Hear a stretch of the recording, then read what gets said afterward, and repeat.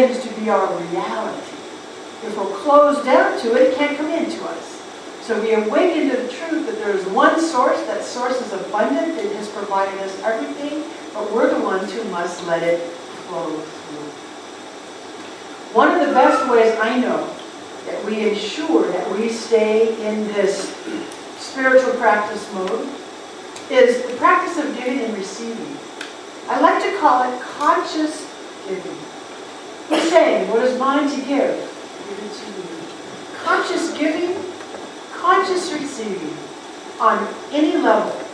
Think about it again. What are your relationships? Are you, what's in it for me? You're not doing that for me? Or are you, what can I give to you in your relationships? Are you a person who on the other end of it says, oh no, I couldn't take that from you. I couldn't accept that gift?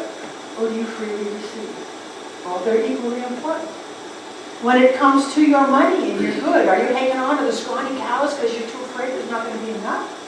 So you're holding back, or are you generous and free with what you have, with your abundance? When someone wants to give to you, do you say, okay, I'll take that? I know, a lot of you were raised with, it's better to give than to receive. Yes?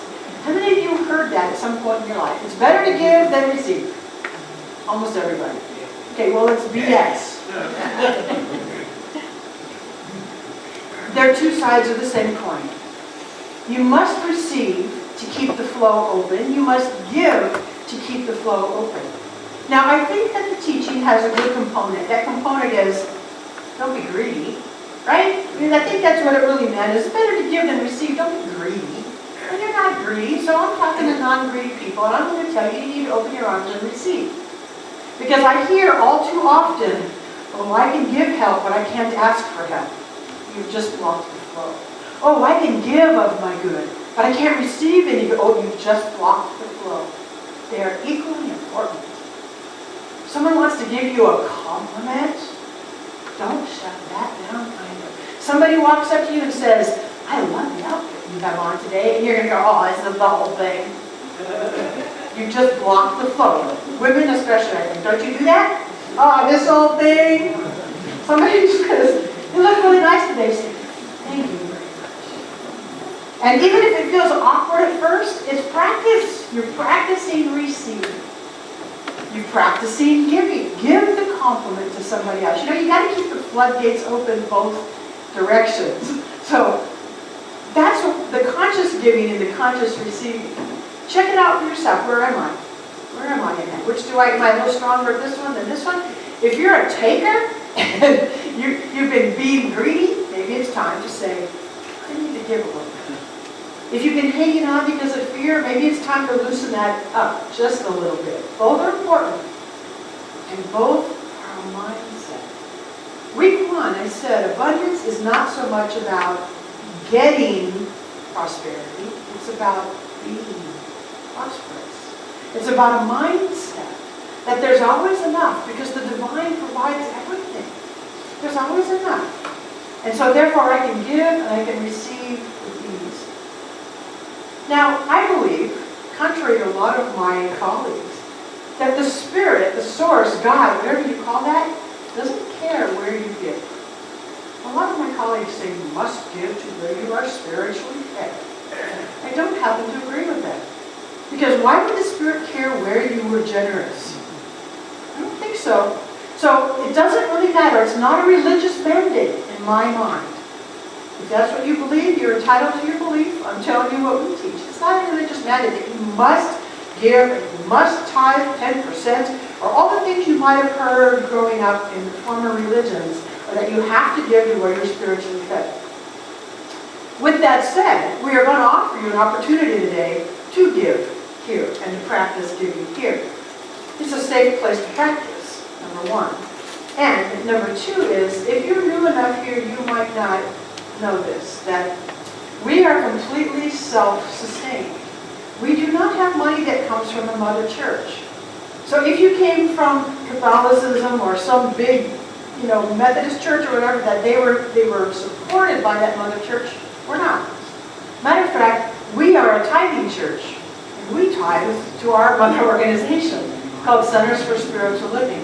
So this center practices the exact same teaching that we give to our, it's not our mother church, but it's our organization. So we're going to have that opportunity to practice right here. And what I'm very, very aware of is conscious giving is an evolving practice. So if you're hearing this idea for the very first time, you might want to check in. Am I willing to make a commitment to practice? And maybe you start with just a real comfortable amount. And then after a while you might realize, hey, this is working out pretty good. I'm giving more and I'm receiving more. And maybe you might want to up that game. It's a process. Most of us process. If you've been here for a long, long time and you've been giving a certain amount, the same amount for years and years and years, maybe it's time to say, hey, is it time for me to push my envelope a little bit? Is it time for me to check this out and see how I might give even more? We've got to start somewhere. I say this almost every year at the end of this program, just in case we have any old baggage about churches and money. People say spirituality should be free. And I absolutely agree. Spirituality is absolutely free. But running a center is not. I will invite you to come on February 17th to our annual membership meeting. And you'll get to hear about the budget. You'll get to hear about what it takes to run this church. That'll be in a few weeks from now. But what I invite you to think of right now is, do I want at this time to make a commitment to Harmony Center for two reasons. One, to support the good of the church here, and to put myself in the flow of practice. You were given a yellow commitment card. Looks like this. If you feel like it. This is not a mandatory thing. It is absolutely voluntary on your part. There's no judgment whether you say yes or no. There's no prize about who's the top giver. Nothing. It's completely what your heart tells you. There's two options. One is per week and one is per month. If you're somebody who gets here pretty much every week, you might want to choose that one. If you know, I show up once in a while, a month might be better. If you feel so inclined, I'm going to ask you to choose a box and fill in an approximate amount. I know that can change. We all know that can change. An approximate amount of what you think you might want to give. And then if you would just put your name. What it does also is it gives the board an idea of what we have to work with as we set the budget. Okay? So, if that feels like something that you would like to do, Dennis, would you do a little impromptu tinkling? And I'm going to ask Leslie to demonstrate. I have the open doors right here. And the idea is, if you feel so inclined to come up, put your good through the door symbolically and into the bucket. All right?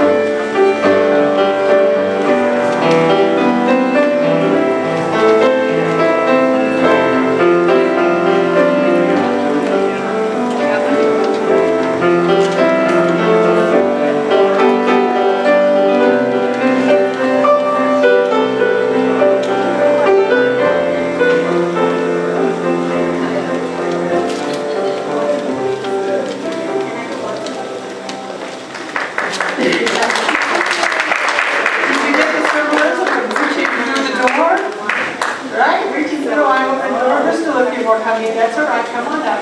Put it in my door. What I would like you to also notice for yourself. So it supports Harmony Center, but it also